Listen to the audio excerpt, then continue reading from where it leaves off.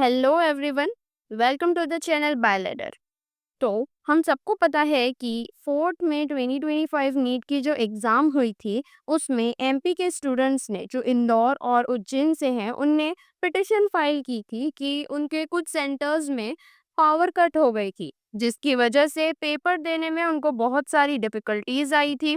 जैसे कि वो सब टाइम पर पेपर नहीं दे पाए थे, बहुत सारे क्वेश्चंस जो उन्हें आते थे या जो वो सॉल्व कर पाते, वो अटेम्प्ट नहीं कर पाए।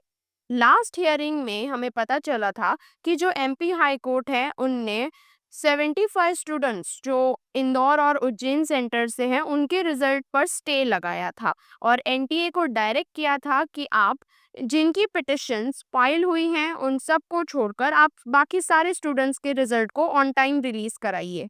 और एनटीए ने उस मुताबिक 14 जून 2025 ऑन टाइम नीट 2025 के रिजल्ट को डिक्लेयर भी कर दिया था, एक्सेप्ट दैट 75 स्टूडेंट्स।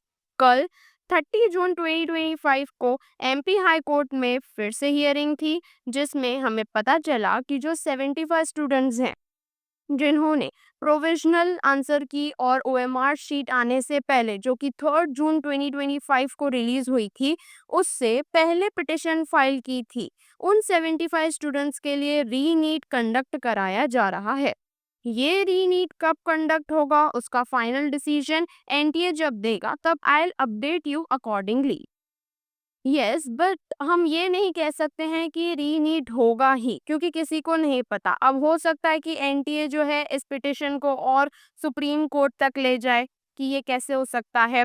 दूसरी चीज़ ये है कि शायद एनटीए मान जाए रीनीट कंडक्ट करवाने के लिए। अगर एनटीए रीनीट कंडक्ट करवाने के लिए मान जाते हैं तो दो प्रॉब्लम्स रहेगी फिर भी। पहला तो ये कि जो सेंटर्स हैं इंदौर और उज्जैन के, जहाँ पे ये हुआ था पावर कट वाली चीज़, वहाँ पे दूसरे बच्चे भी थे उस टाइम पे हॉल में, तो उन्होंने अपने फाइनेंशियल इश्यू की वजह से पिटिशन फाइल नहीं की, तो उनके साथ तो नाइंसाफ़ी हो रही है।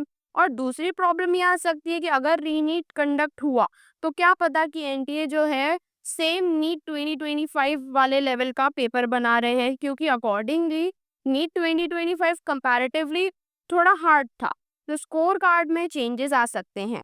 अब अगर इन 75 स्टूडेंट्स का रीनीट कंडक्ट होगा तो इनके स्कोर कार्ड आएंगे, ठीक है। इन शॉर्ट हम सब के रिजल्ट्स वापस आएंगे, ठीक है, न्यू स्कोर कार्ड्स बनेंगे। तो इस वजह से काउंसलिंग का प्रोसेस भी डिले होगा। स्टे ट्यून टू द बायलेडर for more updates like that. Thank you.